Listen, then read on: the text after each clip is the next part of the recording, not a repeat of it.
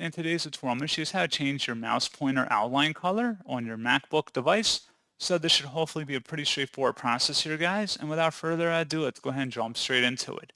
So all you have to do is select your Apple logo up in your menu bar and then go down and select System Settings. On the left panel, you want to select Accessibility. And then on the right side underneath Vision, you want to select Display. And then scrolling down here, underneath Pointer outline color. If you click inside this field, you can select a different color from the list. And that's pretty much it.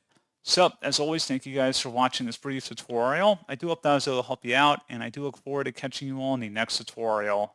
Goodbye.